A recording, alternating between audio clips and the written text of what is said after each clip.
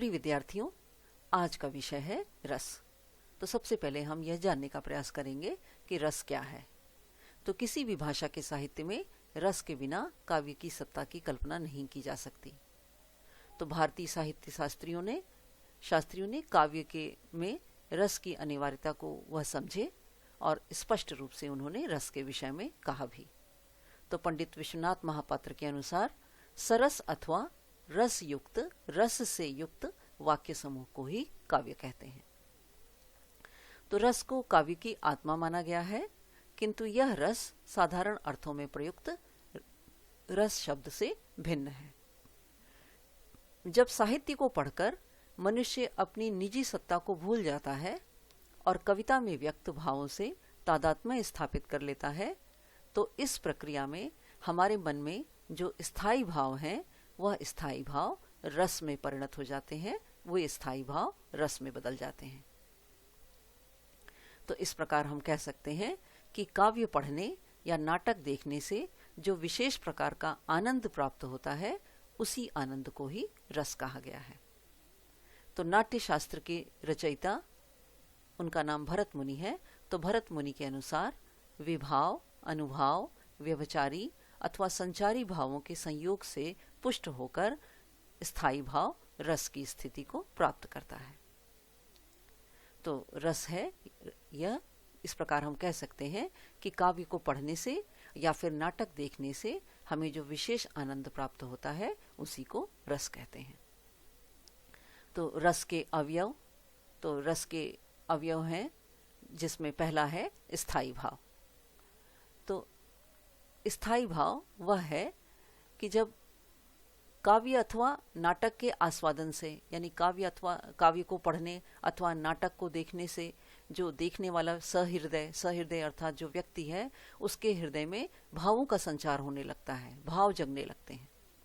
और ये भाव प्रत्येक मनुष्य के हृदय में सहज रूप से स्थायी भाव एकदम मनोविकार के रूप में विद्यमान रहते हैं।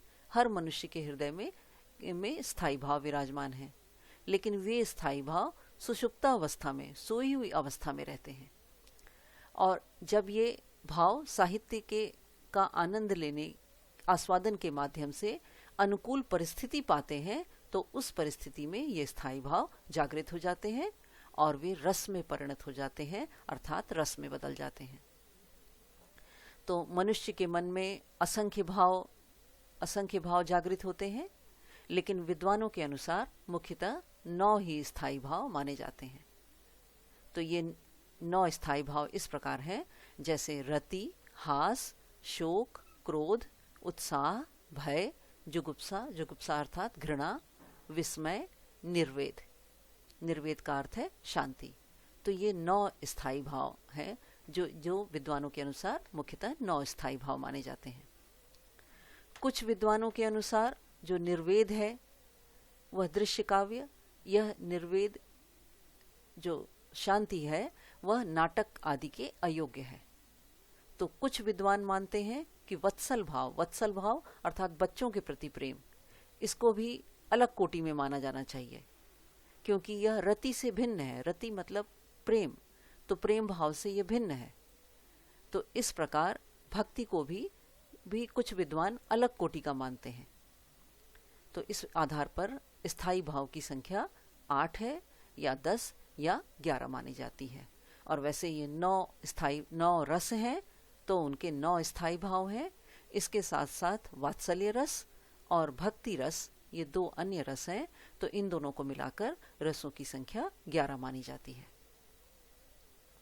तो स्थायी भाव हर मनुष्य के हृदय में सहज रूप से मनोविकार के रूप में विद्यमान रहते हैं और वह सोई हुई अवस्था में हृदय में विराजमान रहते हैं। जैसे ही काव्य या नाटक को देखकर अनुकूल परिस्थितियां होती हैं, तो वे स्थायी भाव जागृत हो जाते हैं। फिर दूसरा अवयव है विभाव। तो विभाव का शाब्दिक अर्थ है भाव को विशेष रूप से परिवर्तित करने वाला। तो भाव के जो कारण होते हैं, जो भाव को जगने के कारण होते हैं, उन्हीं को ही विभाव कहा जाता है। तो वे सब स्थितियां जो स्थायी भाव को जागृत करते हैं या फिर उद्दीप्त करते हैं, जगाते हैं, तो वे सब जो स्थायी भाव को जागृत करने और जगाने का काम करते हैं, उन्हीं को ही विभाव कहते हैं। और ये विभाव 2 प्रकार के होते हैं, जिसमें पहला है आलंबन और उद्दीपन। तो आलंबन विभाव, अब आलंबन विभाव वह है कि किसी भी भाव के जागृत होने के लिए 2 पक्ष विशेष रूप से अनिवार्य हैं। तो यह कहा जा सकता है कि वे वस्तुएं या विषय जिन पर आलंबित होकर, आलंबित अर्थात निर्भर होकर भाव उत्पन्न होते हैं, उन्हीं को आलंबन विभाव कहते हैं। तो आलंबन विभाव वह है कि जिन वस्तुओं या विषय पर निर्भर होकर भाव उत्पन्न होते हैं, तो उन्हें आलंबन विभाव कहा जाता है। अब इसके भी 2 भेद होते हैं, जिसमें पहला है आश्रय। आश्रय, तो आश्रय वह है जिस पात्र के हृदय में भाव की उत्पत्ति होती है, तो उसे आश्रय कहते हैं। जैसे राम लक्ष्मण परशुराम संवाद में परशुराम के हृदय, परशुराम बहुत क्रोधित हो रहे थे, उनके अंदर क्रोध जग रहा था, तो परशुराम क्या हो गए? आश्रय। फिर दूसरा है विषय, तो जिसके प्रति भावों का प्रवर्तन होता है, तो जिसके प्रति भाव जाग रहे हैं, तो उसी को विषय कहते हैं। फिर अगला अवयव है उद्दीपन। तो आश्रय के मन में स्थायी भाव के आस्वादन को उद्दीप्त या तीव्र करने वाली जो बाहरी चेष्टाएं हैं और बाहरी वातावरण है, उसी को ही उद्दीपन विभाव कहते हैं। तो जिसके हृदय में भाव स्थायी भाव जग रहे हैं, तो उन स्थायी भावों को के आस्वाद को, मतलब उस स्थायी भाव का जो तीव्रता, तीव्र करने वाले या उस भाव को जगाने वाली जो बाहरी चेष्टाएं और क्रियाएं हैं और बाहरी वातावरण है, उसी को ही उद्दीपन विभाव कहते हैं। अब इसको हम इस उदाहरण से अच्छी तरह समझ सकते हैं कि रामचरितमानस के बाल कांड में लक्ष्मण परशुराम संवाद में परशुराम आश्रय हैं। वह इसलिए क्योंकि उनके भीतर क्रोध का संचार हो रहा है।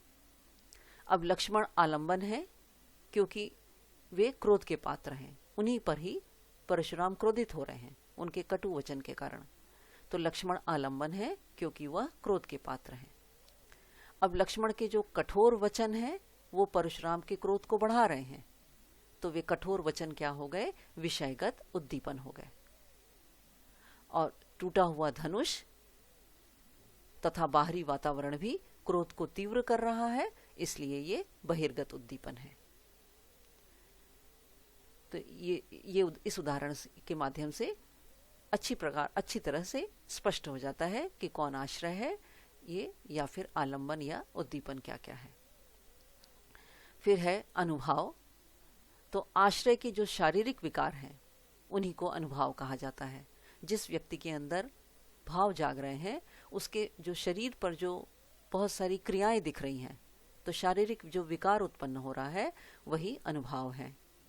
तो हृदय में सुषुप्तावस्था में, सोई हुई अवस्था में विद्यमान स्थायी भाव जब उद्बुद्ध होते हैं अर्थात जगते हैं, तो जो व्यक्ति है उसकी आंगिक चेष्टाओं तथा युक्तियों द्वारा अपनी सत्ता को प्रकट करते हैं। यानी मनुष्य के जो शरीर पर हाव भाव से जो है वो वह सारे भाव प्रकट होने लगते हैं, तो इन्हीं को अनुभाव कहा जाता है। तो अनुभाव 4 प्रकार के होते हैं। जैसे पहला है सात्विक, फिर है कायिक, मानसिक तथा आहार्य।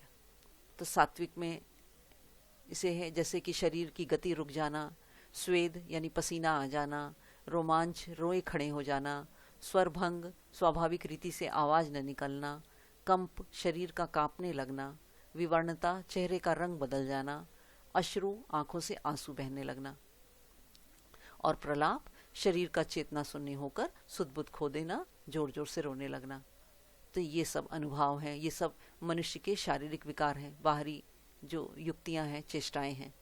फिर कायिक, ये शरीर के अंगों की कृत्रिम चेष्टाएं होती हैं और ये आश्रय के अधीन होती हैं तथा उनकी इच्छा पर निर्भर करती हैं।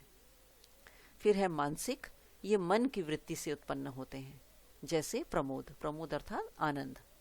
फिर आहार्य, जैसे जिसमें कृत्रिम वेश रचना, बनावटी वेश रचना या किसी वेश भाव के वशीभूत होकर अपने ऊपर कुछ बाहरी वस्तुओं का आरोप करने लगते हैं, तो उसी को आहार्य कहते हैं।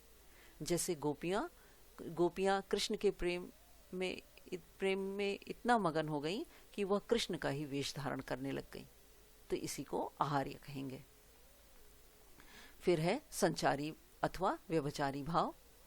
तो संचार शब्द का अर्थ होता है संचरण करने वाला।